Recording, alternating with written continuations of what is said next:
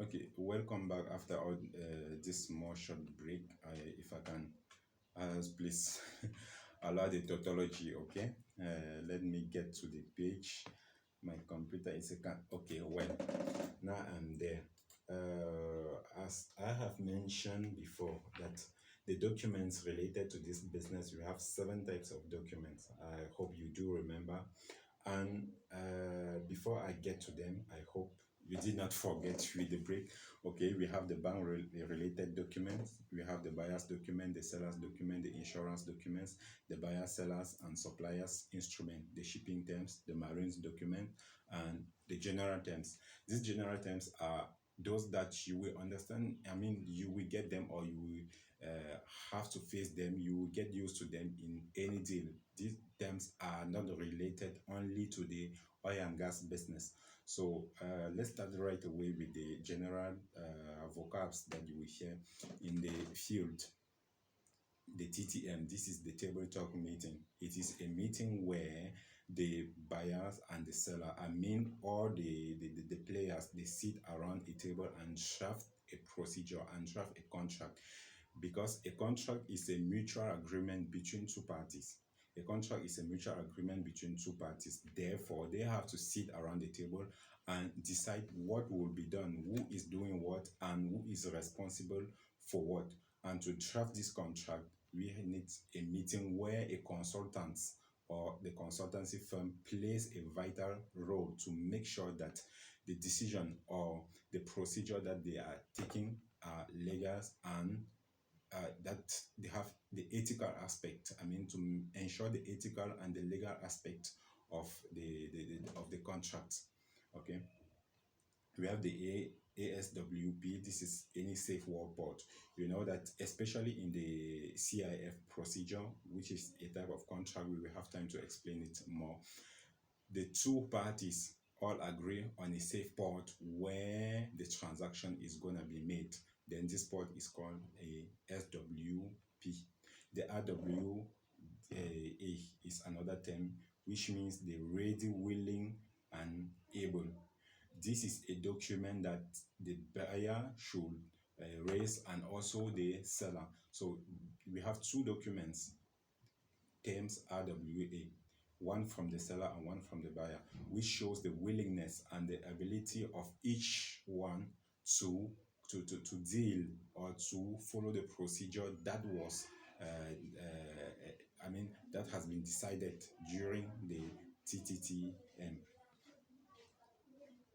Okay, you have the DD. This is the due diligence. The due diligence is the process by which both the buyer and the seller conduct a fair investigation on each other's.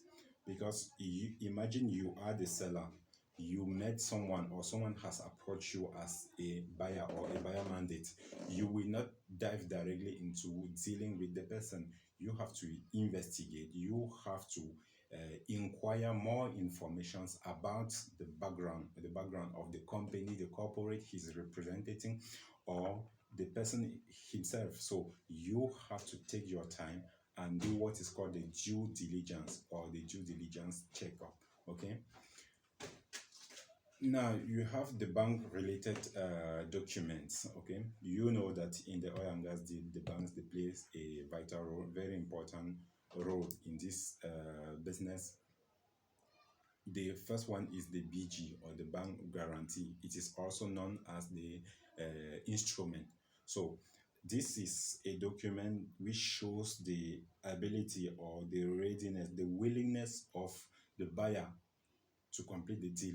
That means it shows that the buyer is financially capable, or financially willing to complete the deal, that at least he can stand, he can do what he's saying. If you supply the oil to him, then he will pay. So the bank guarantee is an instrument. We call it the instrument. You have the BCL, the bank comfort letter. This bank comfort letter is almost like a bank guarantee. Rather, it states the financial position of the account holder. It cannot be cash or borrow against, nor can it be used to increase the holder's credit line. It means the BCL, for those who have been in the who have little knowledge about accounting and banking, the BCL shows the the comfort and the financial position of a person. The pre-advice, the bank pre-advice, it is almost like a BG, which shows that the bank at pre-advice, it shows that if this is done and according to the procedure that was decided during the meeting, then the payment will be done, or the money will be transferred or wire transfer into each and every one account as decided in the meeting. The soft probe is a means by which a bank conducts a brief credit worthiness of a customer and also confirm if the customer account is a good standing. In fact, it is a kind of light credit check. Okay, the soft probe, it shows that if, yeah, I mean, Americans, they call it the score. It shows your I mean your ethical behavior, financial ethical behavior, if I can use the vocabs, like the financial ethical behavior. It is the light credit check to see if each time that you get a loan, you pay on time, and how much loan is remaining, and what are the transactions that are usually made on the account of of this holder. So the document is very important. You have the DLC, documentary letter of credit. A documentary letter of credit is a financial instrument issued by a bank and payable at full face value upon successful production of the required documentation as contained in the body of the document of the DLC. Okay, when the required documents are tendered and verified by the issuing bank, payment will be transmitted to the recipient bank. This is a bank document. Okay, so bankers, they understand this one very well, or I mean those who have little knowledge of banking and finance. The RDLC is the revolving documentary letter of credit. It's the same thing like a DLC, but it revolves around the life of the contract. So the RDLC is, as they say, revolving. It means it is only around the life of the contract. Once the contract is completed, it is worthless. It means it is of no value after the deal is completed. And the SWIFT is the code, means by which a bank's transfer fund and document through a wire process. I think if you all have a business account, you will see as it is written somewhere on your document SWIFT. That is a code that they give to you. Okay, now we have completed with the bank's document.